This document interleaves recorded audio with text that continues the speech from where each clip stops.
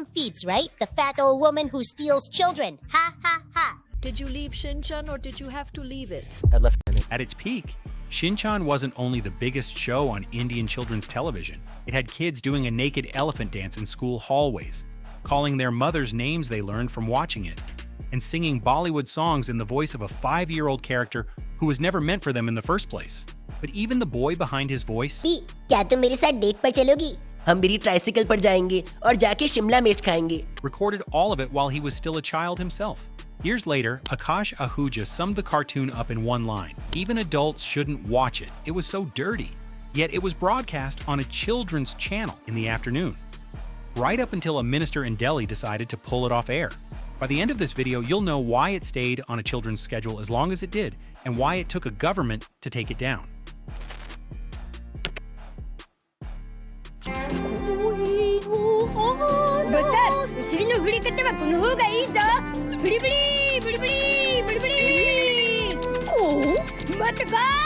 Yoshito Usui created Crayon Shin-chan in 1990 for Futubasha's Weekly Manga Action, a seinen magazine with a readership of adult men. So the humor was built for that room from the very start.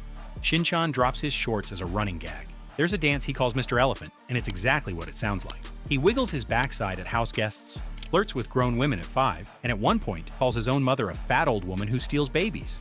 And when TV Asahi adapted the manga into an anime in 1992, the humor carried over unchanged. The show eventually reached 45 countries in 36 languages, and everywhere it went, the same tension came with it. This was an adult comedy drawn in a children's animation style.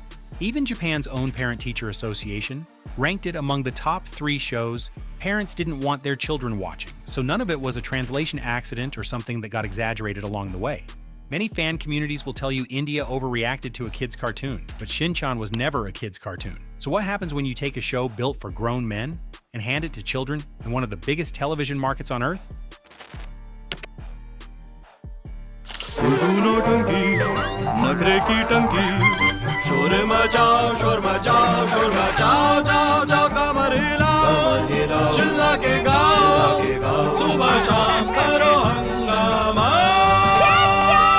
In June 2006, Hungama TV launched the Hindi dub of Shinchan in its afternoon children's block.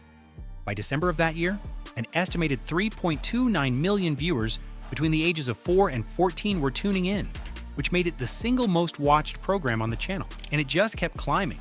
By early 2008, trade reports put Shinchan's reach at 50 to 60% of Hungama's total audience, one show carrying more than half the channel's viewership. Because the show didn't just translate the material. Ahuja's performance leaned into Bollywood references and Hindi slang, giving the character a personality that felt native rather than imported. The voice, the timing, the insults, all of it landed like a show that had been made in India, not licensed from Japan. That's part of why it hit the way it did, and part of why what came next hurt the way it did. Hungama obviously knew the material. They dubbed it themselves, so they knew what the elephant dance was and what the mother insults meant. But changing the show's schedule meant losing their single biggest advertising draw. And by that point, Hungama couldn't even make that decision alone anymore. Disney had acquired a controlling stake in Hungama a month after the dub launched, which meant pulling India's most watched children's show wasn't just a programming decision, it was a financial one. So the channel was locked in, trapped by a show it couldn't defend publicly, but also couldn't afford to drop. And for the next 2 years, everything that followed was going to be the cost of that choice. If it were any other mom, she would have slapped me repeatedly. Today I understood why Shinchan was banned. The complaints actually started early. The Times of India ran Shinchan Ha's parents, worried in January 2007, barely 7 months after the Hindi dub launched. Then the parent-teacher groups picked it up from there. They organized online petitions calling for bans on Shinchan, Doraemon, and Ninja Hattori together, framing all 3 as Japanese imports corrupting Indian children. Yet through it all, for 2 straight years, Hungama did nothing.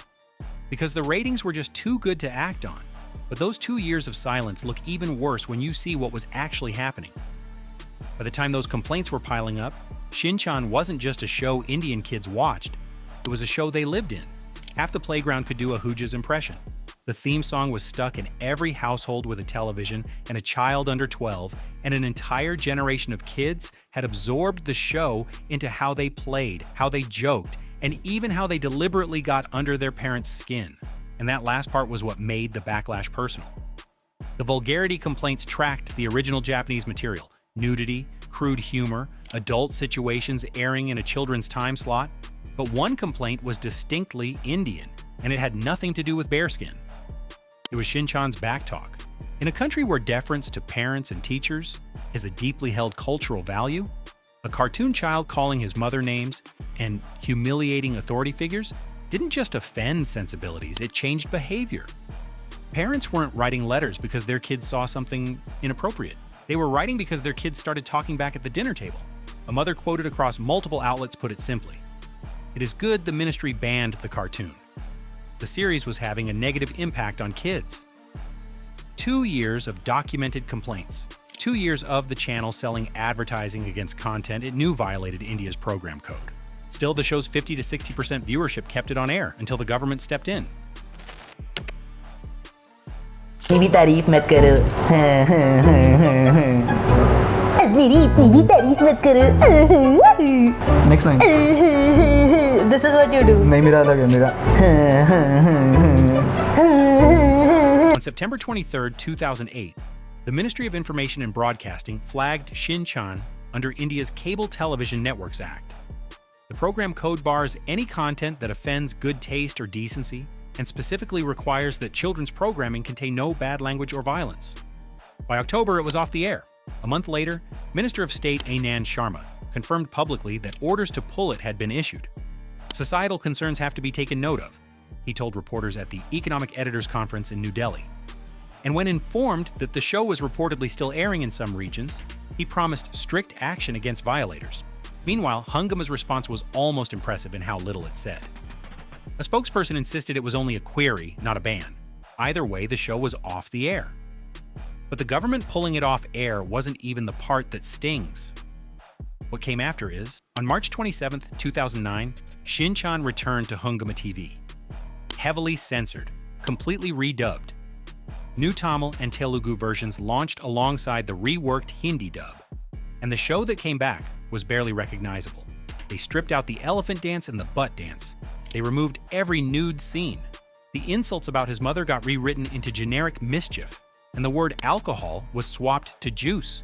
So the specific gags that gave the show its edge, the exact bits that kids loved and parents cited in their complaints, were completely replaced by something flat and safe. Ahuja later said he dubbed somewhere around 150 to 200 episodes before the case was filed and the rewrites began. He changed all those lines so it could go on TV, he recalled. And then, about a year after the return, the voice was gone too. Ahuja had started dubbing Shinchan at 10 years old, and he stayed through the censored relaunch, voicing the sanitized version. But his voice was changing. The strain of performing the character had gotten severe enough that an ENT specialist warned him he risked permanent damage if he kept going.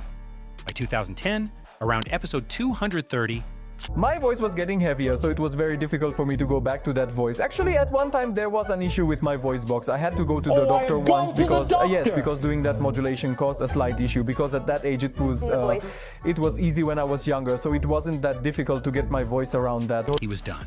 The voice that a generation of Indian kids recognized instantly, the one they imitated in school corridors and at family dinners, the one that made the elephant dance and the mother insults land the way they did, was replaced. But even that wasn't the end of it. The censored dub was paused again in 2015, and the first 2 seasons were redubbed entirely in 2016. By that point, the show had been rewritten twice over, each version drifting further from the original that made it a phenomenon, and fans were quick to notice.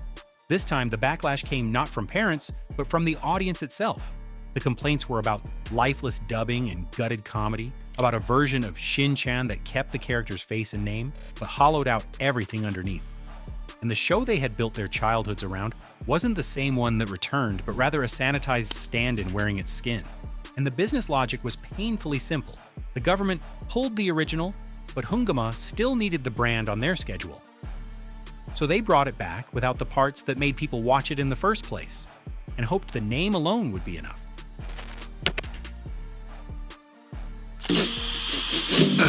Why does it smell like gas in here? I left the stove on, it wouldn't light. I got a light.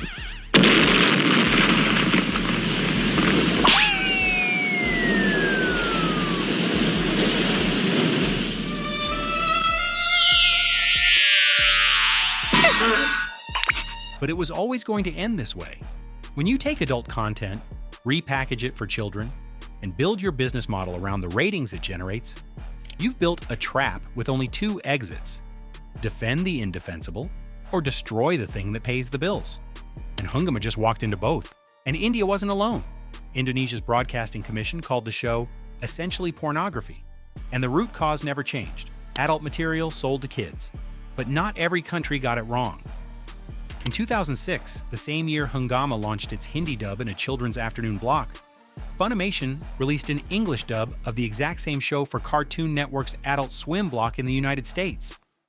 They didn't clean it up. They went the other direction and rewrote the scripts as a raunchy adult comedy with darker humor than the original, rating it TVMA and putting it on late at night where the audience was old enough to get the joke. Same source material, same 5-year-old character dropping his pants, but a completely opposite answer to the same problem. One country hollowed out a beloved cartoon to keep it on a children's schedule, while the other simply put it where it belonged. The parents were right that the material didn't belong in a young children's programming block. But the broadcaster was wrong to market it there, keep it there for the ratings, and then solve the problem by censoring the beloved cartoon. India didn't have a Shinchan problem. It had a scheduling problem. And the kids who loved the original were the ones who paid for it. Crayon Shin-chan was never made for children. It ran in an adult men's magazine for a decade before it ever reached Indian television. And when the government finally stepped in, the only version that survived was one with everything worth watching stripped out. It got banned for being too vulgar. Yet the vulgarity of it was always the point. And the only people who pretended otherwise were the ones collecting the ad revenue while it aired. But Shinchan wasn't the only cartoon that got banned.